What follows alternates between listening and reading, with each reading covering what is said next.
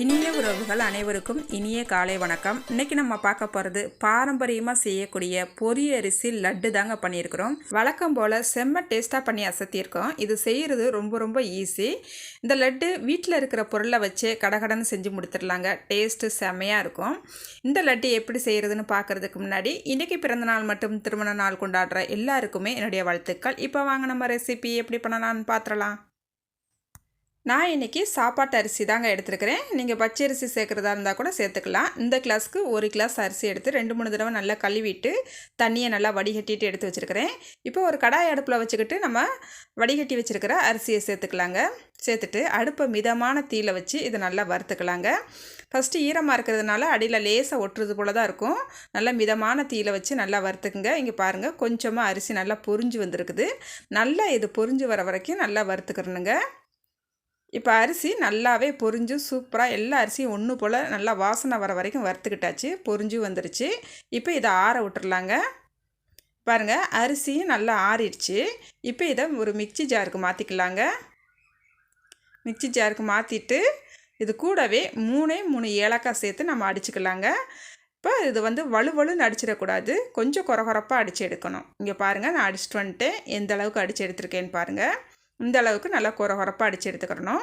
இப்போ ஒரு பாத்திரம் அடுப்பில் வச்சுக்கிட்டு இதில் 1/4 கப்புக்கு நாட்டு சக்கரை சேர்க்குறேங்க. நம்ம எந்த பாத்திரத்தில் அளந்தோமோ அரிசி அதே பாத்திரத்தில் தான் நாட்டு சக்கரையும் சேர்த்துருக்கேன். அதே கப்பில் 2 கப்புக்கு தண்ணி சேர்த்துக்கலாங்க. தண்ணி சேர்த்துட்டு அடுப்பை மிதமான தீயில வச்சுக்கிட்டு இது கரையிற வரைக்கும் நல்லா கலந்து விட்டுக்கலாம்.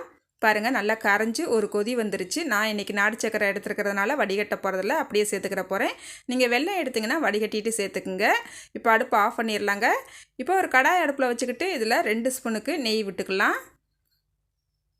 நெய் விட்டுட்டு இது கூடவே ஒரு கைப்பிடி அளவு முந்திரி பருப்பு எடுத்து வச்சுருக்கேன். இதை சேர்த்துக்கலாங்க. நல்லா முந்திரி பருப்பை கட் பண்ணிவிட்டு சேர்த்துக்கலாம். நல்லா ஒரு தடவை வறுத்து விட்டுக்கலாம், லைட்டாக மட்டும். ரொம்ப கலர் மாறுற வரைக்கும்லாம் வறுக்க வேண்டாம். இது கூடவே 1/2 கப்புக்கு தேங்காய் துருவல் சேர்த்துக்கலாங்க. தேங்காய் துருவல் சேர்த்து நம்ம செய்யும் போது நல்லா வாசமாக இருக்கும். தேங்காய் துருவல் சேர்த்து ஒரு 2 நிமிஷம் மட்டும் வதக்கினா போதும். அதுக்கப்புறம் நம்ம வறுத்து வச்சுருக்கோம் இல்லையா அரிசி, அதை சேர்த்துட்டு நல்லா ஒரு தடவை கலந்து விட்டுட்டு நம்ம வெள்ளை தண்ணி வச்சுருக்கோம் இல்லையா அதையும் சேர்த்துக்கலாங்க. சேர்த்துட்டு அதுக்கப்புறம் நல்லா கலந்து விட்டுட்டு இதை மூடி வச்சிடலாங்க. இப்போ மூடி வச்சு ஒரு நிமிஷத்துக்கு மட்டும் அப்படியே விட்டுடலாம். பாருங்கள், 1 நிமிஷம் ஆயிடுச்சுது. நல்லா அரிசி நம்ம சேர்த்துருக்கிற அரிசி நல்லா வெந்துருச்சு. இப்போ நல்லா கலந்து விட்டுக்கலாம். இது கூடவே ஒரு 2 ஸ்பூனுக்கு மட்டும் நெய் விட்டுக்கலாங்க. நான் இன்றைக்கி 2 ஸ்பூன் விட்றேன். கூடுதலாக விட்டாலும் தப்பு இல்லைங்க, நீங்கள் விட்டுறனாலும் விட்டுக்கலாம். இப்போ நல்லா கலந்து விட்டுக்கலாம். பாருங்கள், பொழுன்னு சூப்பராக ரெடி ஆகிடுச்சு. இந்த மாதிரி பதத்துக்கு வந்தால் பிறகு அடுப்பு ஆஃப் பண்ணிடலாங்க. இப்போ இதை ஆற விட்டுறலாம். பாருங்கள், இப்போ நம்மளுக்கு இது நல்லா ஆறிடுச்சு. இப்போ நல்லா இதை உதுத்து விட்டுக்கலாங்க. இங்கே பாருங்கள், பொழுன்னு அப்படியே சாஃப்டாக இருக்கும். இப்போ நம்ம லட்டு பிடிச்சிக்கலாம். நம்மளுக்கு எந்த அளவுக்கு லட்டு வேணுமோ அந்த அளவுக்கு நம்ம எடுத்து நல்லா உருண்டையாக உருட்டி எடுத்துக்கலாங்க. நல்லா ரொம்ப அமுக்கி உருட்ட வேண்டாம், ஓரளவுக்கு உருட்டுங்க போதும். பாருங்கள், லட்டு சூப்பராக பிடிச்சிக்கிட்டாச்சு. பாருங்கள், இந்த லட்டை பார்க்கும் போதே அப்படியே சாப்பிடணும் போல் இருக்குங்க.